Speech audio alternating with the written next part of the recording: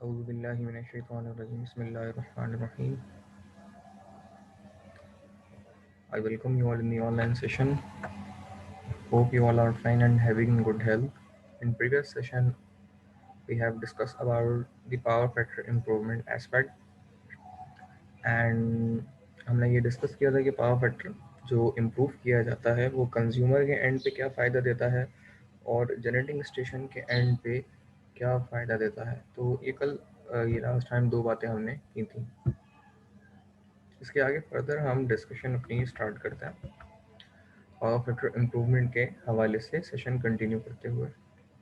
The low power factor is mainly due to the fact that most of the power loads are inductive and therefore take lagging currents. ये हम जानते हैं कि जो भी हमारे इंडक्टिव लोड्स होते हैं वो तमाम के तमाम लोड्स लैगिंग करंट रखते हैं. In order to improve the power factor और अगर हम पावर फैक्टर इम्प्रूव करना चाहते हैं some device taking leading power should be connected in parallel with the load. तो पावर फैक्टर इम्प्रूव करने के लिए कुछ ऐसी डिवाइस हमें लगानी पड़ेगी पैरेलल में जो कि पावर फैक्टर को इम्प्रूव करे. One of such devices can be a capacitor और उनमें से वो डिवाइस कैपेसिटर हो सकती है. जैसे कि आप अगर ये बात स्टार्ट करते हुए मैं इस तरह कहूँगा कि आप जो भी डिवाइस एज अ लोड इस्तेमाल कर रहे हैं यूटिलिटी से करंट ड्रेन करके, लेकिन वो रेजिस्टिव प्लस इंडक्टिव लोड भी है. तो रेजिस्टिव प्लस इंडक्टिव लोड अगर वो है डिवाइस तो वो जो पावर फैक्टर होगा उसमें पुअर होगा ड्यू टू इंडक्टिव लोड और जो करंट होगा वो लैगिंग करंट होगा.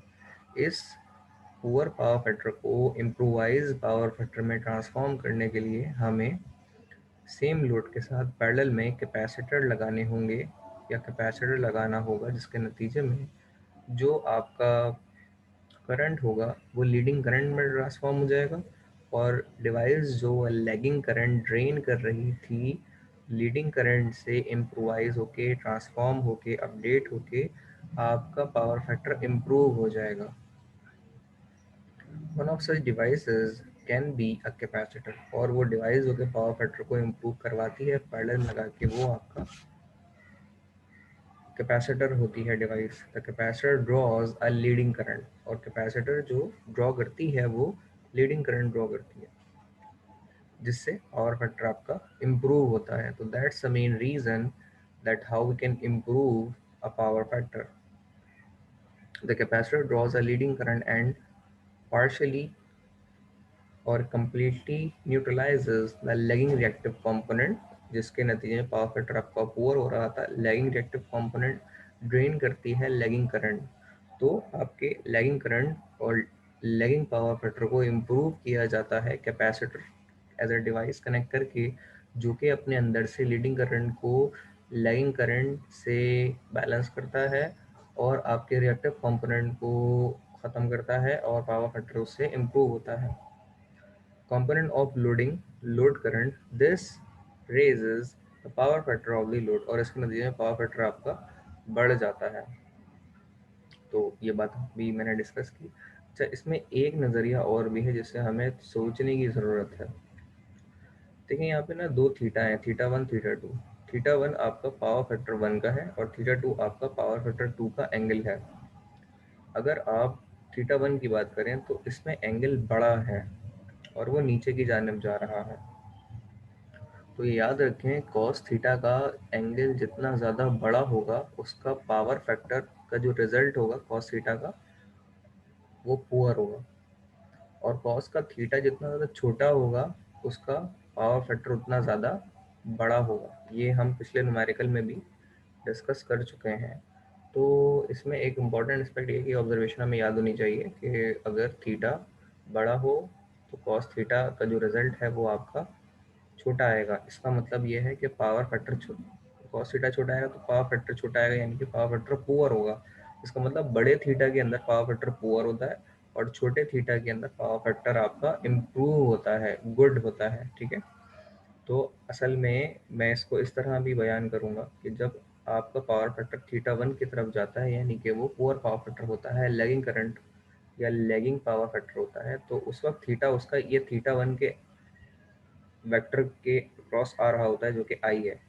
लेकिन जब हम पावर फैक्टर इम्प्रूव कर चुके होते हैं उसे उसे हम कैपेसिटर लगा के, ये आपके इंडक्टिव लोड का power factor of the angle vector है, और ये आपका जो वेक्टर है वो आपका थीटा 2 है। दैट मीन्स के इम्प्रोवाइज पावर फैक्टर के लिए जो हमने लैगिंग करंट प्रोवाइड किया और उसके नतीजे में ओवरऑल पावर फैक्टर इम्प्रूव हुआ, तो ये थीटा 2 वो है। ठीक है, थीटा 2 वो है। तो उससे जो करंट नीचे से ऊपर की जानिब इम्प्रोवाइज हुआ है, इम्प्रूव हुआ है, वो वेक्टर की ये निशानदेही इस वेक्टर फेजर से हो रही है। ठीक है जनाब, तो ये वो एस्पेक्ट है जो कि हमें फेजर एनालिसिस से लीडिंग लैगिंग करंट और लैगिंग लीडिंग करंट और पुअर पावर फैक्टर और इम्प्रूव पावर फैक्टर और बड़ा एंगल और छोटा angle with related to the current improvise and old and power factor poor and good, ये वेक्टर एनालिसिस से भी हमें पता लगता है। Up till now, any one of you if have any kind of question, please feel free to ask. I will answer your question and resolve your query. Otherwise, I continue the session with the same stream. Hopefully all things are clear, you guys. So moving towards the next slide, that is the power factor improvement. Again, continue. So in this slide, we are discussing about the power factor improvement version. Okay, तो हम दो schemes को discuss करेंगे, एक ये वाली है और एक ये वाली है। अगर आप इसमें देखें तो इसमें कैपेसिटर नहीं लगा हुआ, और अगर आप इस स्कीम को देखें तो इसमें कैपेसिटर लगा हुआ है। तो कैपेसिटर लगने के नतीजे में क्या इम्पैक्ट होगा और कैपेसिटर ना लगने के नतीजे में क्या इम्पैक्ट होगा, तो आप में से कोई बताएगा इस हवाले से? कैपेसिटर लगाने से क्या इम्पैक्ट होगा और ना लगाने से क्या इम्पैक्ट होगा। जैसे कि आप यहाँ देखें तो इसमें कैपेसिटर नहीं लगा हुआ, यानी कि इंडक्टिव लोड जब चलेगा तो पावर फैक्टर आपका पुअर होगा, और जब यहाँ कैपेसिटर आपके इंडक्टिव लोड से पैरेलल में लग जाएगा तो पावर फैक्टर यहाँ पे इम्प्रूव हो जाएगा, जो कि यहाँ नहीं हो रहा। ठीक है, तो इसे डिटेल में डिस्कस कर लेते हैं। सबसे पहले इस लेफ्ट साइड वाले सेक्शन की बात करते हैं। तो नो पावर फैक्टर करेक्शन, इसमें पावर फैक्टर कोई भी करेक्ट नहीं हो रहा, क्योंकि यहाँ पे कैपेसिटर बैंक लगा हुआ ही नहीं है, कैपेसिटर लगा हुआ ही नहीं है। सो यहाँ पे मीटर के जरिए जो पावर फैक्टर मीटर है, पीएफआई मीटर कहलाता है, ये हमें बता रहा है। पीएफआई कंट्रोलर भी कहते हैं इसको।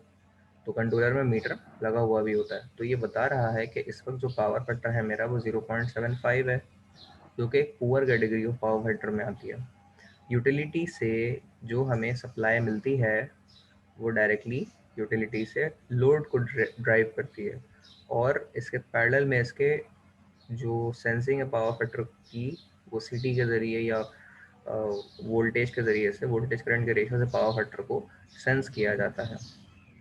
अच्छा, एक लोड है जो कि 1000 किलोवाट है, इंडक्टिव लोड, ये आपकी रन हो रही होगी। तो power utility supplying true and reactive power to consumption. तो पावर यूटिलिटी जो ड्राइव हो रही होगी वो supplying true and reactive power to consumption को दे रही होगी। तो असल में जब आपका कैपेसिटिव बैंक या कैपेसिटर नहीं लगा हुआ तो इसका जो इंडक्टिव लोड के नतीजे में पुअर पावर फैक्टर हो रहा होगा, लीडिंग लैगिंग पावर फैक्टर हो रहा होगा, लैगिंग करंट प्रोड्यूस हो रहा होगा, ये सारी टर्म हम आज भी डिस्कस कर चुके हैं सारी, और प्रीवियस सेशन में भी डिस्कस कर चुके हैं। लेकिन फिर भी अगर इससे मुतालिक कोई सवाल किसी के जहन में हो तो पूछ लीजिए, मैं फिर भी गाइड कर दूंगा, रिपीट कर दूंगा, नहीं तो हम आगे चलते हैं। तो जब ये लोड चलेगा तो इसका impact lagging power factor, poor power factor का डायरेक्टली आएगा इस यूटिलिटी की तरफ। ठीक है, और यूटिलिटी को इससे extra amount of power sense करने को मिलेगी, जो कि लॉस पावर होगी। वो कौन सी पावर होती है? केवीआर की पावर, रिएक्टिव पावर। तो ये जो लॉस पावर है इसको हमें ख़त्म करने की ज़रूरत है और एक्चुअल पावर में यूटिलाइजेशन की ज़रूरत है, क्योंकि लॉस पावर जब इसमें आ रहा होगा तो इसके नतीजे में होगा ये कि वो पावर जो कि सिस्टम के अंदर बैक एंड फोर्थ हो रही है, लेकिन और करंट भी यूटिलाइज कर रही है, बैक एंड फोर्थ तो हो रही है, करंट भी यूटिलाइज कर रही है। दूसरी बात यह है कि वो excess amount of current drain कर रही होगी, जो कि रियलिस्टिक लेवल के ऊपर जो किलोवाट एम्पेयर ड्रेन करती है उससे ज़्यादा ड्रेन कर रही होगी ड्यू टू केवीआर लॉसेस। तो पुअर पावर फैक्टर के नतीजे में जो आपकी यूटिलिटी होगी वो लॉस में जा रही होगी, और इवन कंज्यूमर भी extra amount of current drain करवा रहा होगा आपके लॉसेस के नतीजे में। तो इन सब बातों को मद्देनज़र रखते हुए आपको पावर फैक्टर इम्प्रूव करने की ज़रूरत है, और आप कैपेसिटर बैंक अपने इंडक्टिव लोड के साथ पैरेलल में कनेक्ट करते हैं, जिससे पावर फैक्टर आपका इम्प्रूव हो जाता है। तो ये उसका एक बेसिक रीज़न है, वजह है कि हम पावर फैक्टर को क्यों इम्प्रूव करते हैं। अब आ जाइए राइट वाली पिक्चर के ऊपर।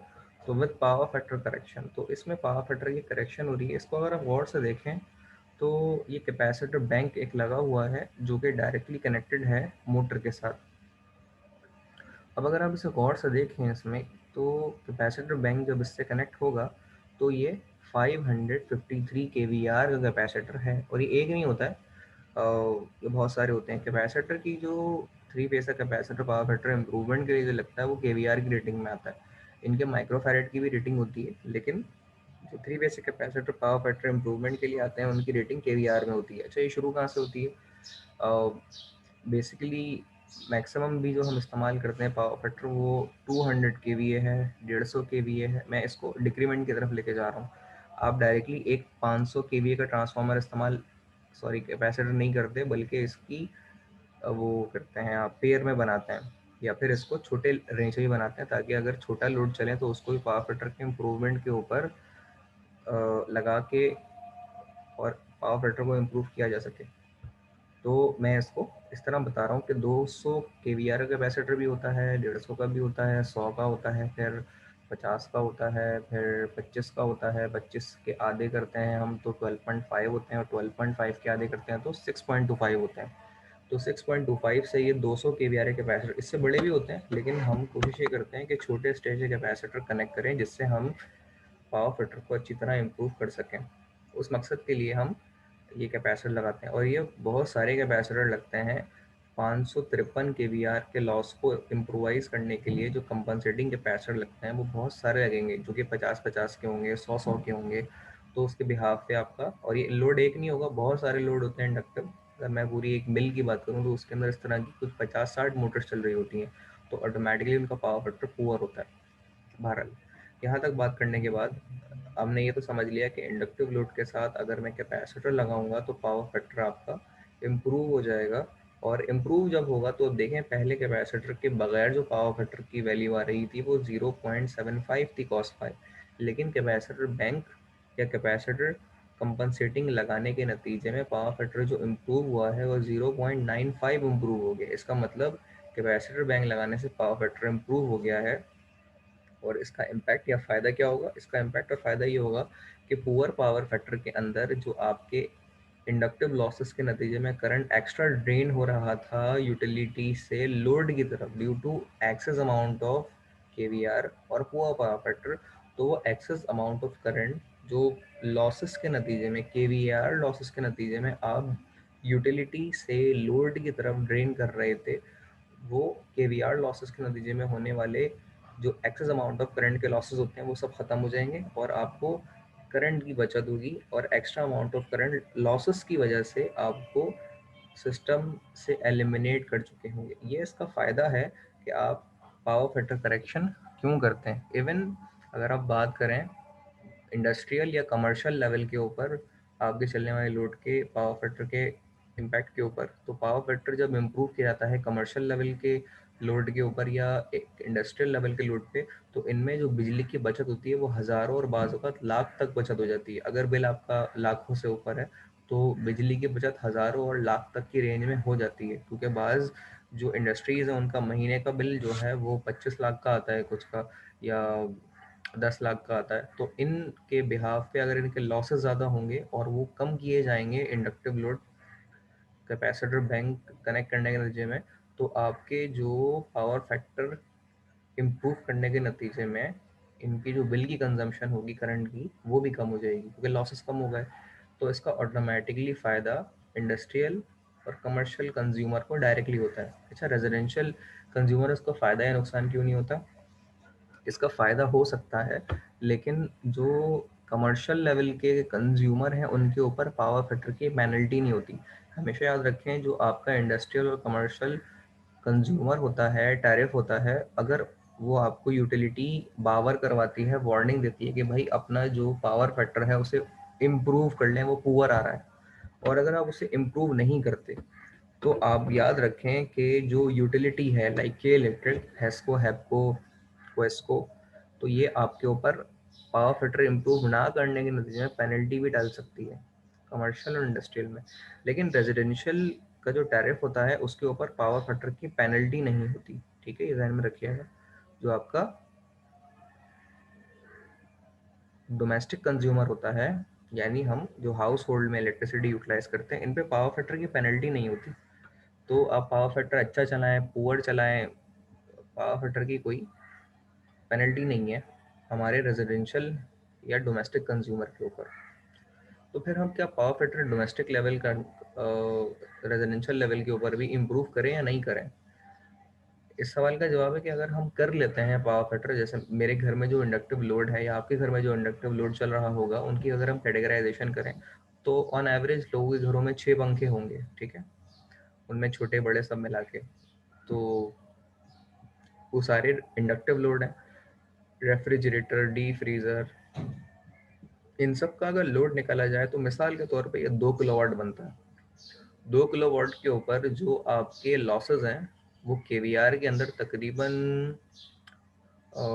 200 केवीआर तो बन रहे होंगे। ठीक है, 200 केवीआर ले लें तो, नहीं 200 केवीआर नहीं, 200 वीएआर बन रहे होंगे, केवीआर तो बहुत ज़्यादा हो जाएगा।